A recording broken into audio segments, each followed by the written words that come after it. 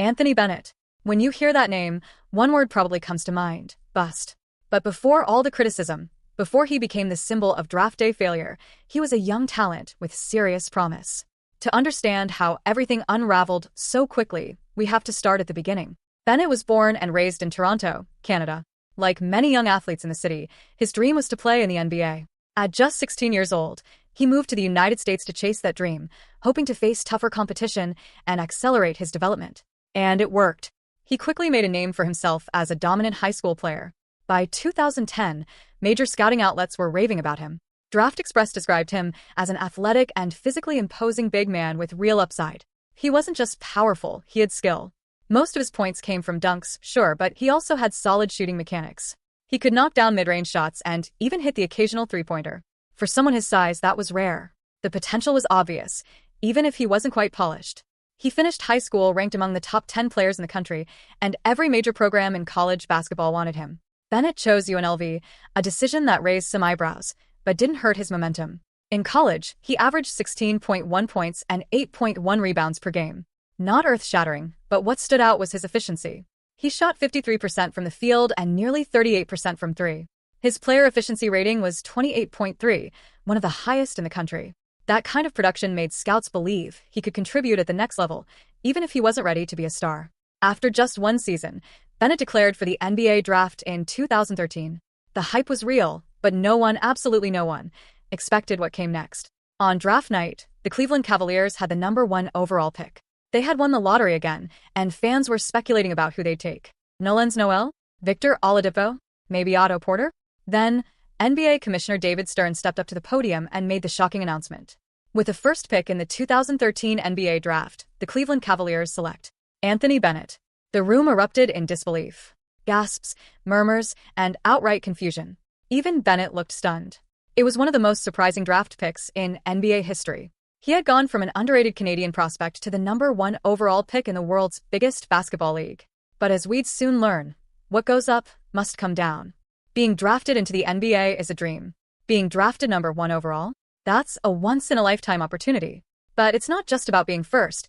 It comes with pressure, responsibility, and sky-high expectations. And that's exactly where things started to go wrong for Anthony Bennett. Let's talk about what it actually means to be the first overall pick in the NBA draft. It's not just a title. It means you're expected to change the trajectory of a franchise. Especially for teams like the Cleveland Cavaliers, who had just gone through the emotional storm of losing LeBron James in 2010. They were desperate to find the next face of the franchise. In May of 2013, the Cavs got lucky. They won the NBA draft lottery, landing the #1 pick for the second time in 3 years. That's not common. In fact, 6 NBA teams have never even had a #1 overall pick. With the lottery system being unpredictable, it was a golden chance for Cleveland to rebuild the right way. So, why was this pick so important? Because history shows that top picks often turn into stars. About 55% of #1 picks make at least one All-Star game. A quarter of them go on to make All-NBA teams. These aren't just solid players. These are the elite of the elite. When a team gets that kind of pick, they're hoping to draft a future Hall of Famer. Or, at the very least, a foundational piece. But that's not what happened. Anthony Bennett wasn't even projected to go top 3 by most analysts. In fact, most mock drafts had him going around 10th. Scouts saw potential, sure, but superstar upside? Not really. Some compared him to Larry Johnson, another UNLV legend who became an all-star, but even those comparisons felt generous. Most people expected Bennett to be a solid role player with time, maybe a good starter. No one thought he'd go #1. So when David Stern said Bennett's name at the podium, the reaction said it all.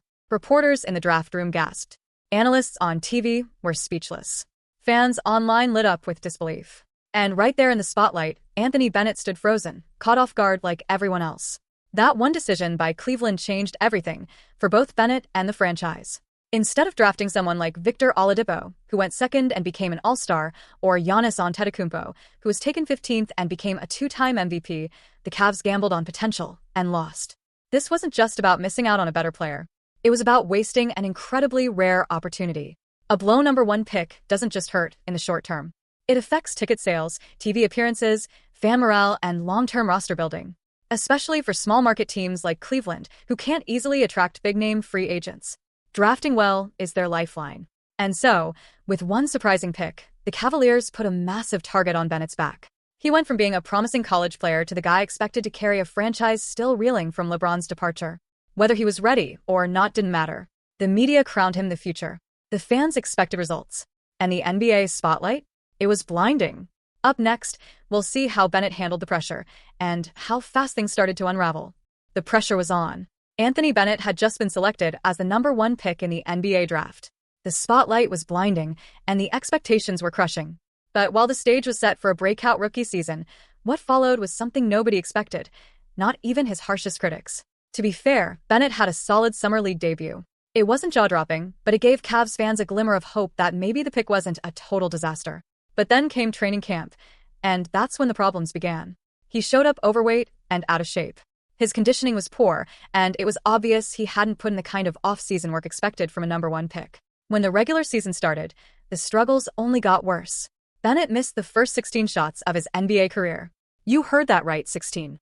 It took him 5 games just to make his first field goal. By comparison, over 70% of previous #1 picks scored at least 10 points in their very first NBA game. Bennett didn't reach double figures until game number 33. The Cavaliers tried everything. They gave him minutes at both forward positions, hoping to find a role that suited him. Sometimes they pushed him hard in practice. Other times they tried to ease the pressure. But nothing worked. His confidence seemed to sink lower with every game. His energy was inconsistent. His production was abysmal. He finished his rookie season averaging 4.2 points per game, shooting just 35% from the field and an even worse 24% from 3. That incredible efficiency he showed at UNLV? Gone. Vanished. Almost like it had never existed. Coaches debated sending him down to the G League to get some development reps, but the team ultimately decided against it. They feared that the move would crush what was left of his confidence and tarnish his already fragile image. So instead, they left him on the bench, playing inconsistent minutes and trying to mask the mistake. The real problem, as then Cavs GM David Griffin later revealed, wasn't just physical. It was mental. Bennett had never faced true adversity before. He had always been bigger, stronger, and more naturally gifted than his peers. But in the NBA, talent alone wasn't enough. And when the game got tough, Bennett didn't fight back. Griffin said it bluntly. As soon as it was hard, he was out. The Cavaliers knew by the end of his rookie season that they had made a terrible mistake. They didn't even bother to keep him in the rotation for his second year. Instead, he was packaged into a trade to Minnesota as part of a deal that brought Kevin Love to Cleveland. In reality, the Timberwolves didn't want Bennett. They just had to take him as part of a deal that included another top pick, Andrew Wiggins. His time in Minnesota wasn't much better. He played 57 games, averaged 5.2 points, and shot 42% from the field. Better numbers, yes, but the bar was already so low that even basic improvement felt underwhelming. By the next season, the Timberwolves cut him, bought out his contract, didn't even try to trade him. They just wanted him off the team. Toronto gave him a shot, partly because he was Canadian and partly because they hoped he might finally figure things out. But that didn't last either. After just 19 games and only 28 total points, the Raptors waived him too. Then came Brooklyn. A team so bad at the time they had nothing to lose by signing him. He earned another $1 million contract, but didn't earn much on the court. Another short stint. Another team. Another disappointment. After 4 years in the league, Anthony Bennett was out of the NBA. For years. That's it. Every year, dozens of players get cut from the NBA. But most of them are second-round picks or undrafted guys on 10-day contracts. What made this so shocking was that this wasn't some fringe player. This was the #1 overall pick. Coming up next, we'll take a look at where he went after the NBA and compare him to other players often labeled busts to answer the big question. Was Bennett truly the worst #1 pick in NBA history? By year 4, Anthony Bennett was gone from the NBA. Not traded. Not benched. Gone. A career that started with the promise of a #1 pick had ended in disappointment and disbelief. But Bennett didn't give up on basketball entirely. After his NBA exit, he went overseas and signed with Fenerbahce, one of the top teams in Europe. In 2017, the team won the EuroLeague title and Bennett technically became a champion. But let's be clear, his contribution was minimal. Over 10 games, he scored a total of 12 points. It was a trophy on paper, not one earned through performance. Still hoping to revive his career, he returned to the U.S. and became the first #1 overall pick to play in the G League, the NBA's minor league. To his credit, he didn't shy away from the grind. In fact, he started to find a rhythm. His shooting improved. His confidence looked better. And in July 2019, it looked like things were finally turning around. The Houston Rockets signed him to a 1-year deal. But the story ended before it could even begin. He was waived before the regular season started, cut during training camp. That was the last time Anthony Bennett was on an NBA roster. So now comes the big question. Was Anthony Bennett the worst number one pick in NBA history? Let's compare. There have been plenty of players labeled busts over the years. Kwame Brown struggled under the weight of Michael Jordan's expectations in Washington, but he still lasted 12 years in the league and played key defensive roles on multiple teams. Andrea Bargnani, another infamous top pick, never became the next Dirk Nowitzki as promised, but he still had a season where he averaged over 20 points per game and a career scoring average of 14 points. Even Greg Oden, whose career was destroyed by injuries, showed flashes of brilliance when healthy. Players like Sam Bowie and Purvis Ellison were also seen as busts, but again, injuries played a massive role, not lack of talent or work ethic. Then there was Michael Olowokandi, a big man with limited skill who struggled in the league. Yet even he had a 9-year career and provided reliable defense for stretches. In comparison, Anthony Bennett wasn't injured. He didn't suffer a catastrophic knee blowout. He didn't get derailed by off-court drama. He simply couldn't produce at the NBA level. He averaged 4.4 points per game across 4 seasons, and the highest he ever scored in a single game was 19 points. Not exactly the numbers you expect from the first pick in the draft. The only name that's ever really been mentioned in the same breath as Bennett when it comes to failure at the top is LaRue Martin, drafted number 1 in 1972 by the Portland Trail Blazers. Like Bennett, Martin lasted 4 years in the league, averaging just 5.3 points and 4.6 rebounds per game. But even he had better stats than Bennett. So yes, the evidence is pretty clear. Anthony Bennett is widely regarded as the worst number 1 overall pick in NBA history. And ironically, the only thing that kept him in the league as long as he lasted was the fact that he was drafted so high.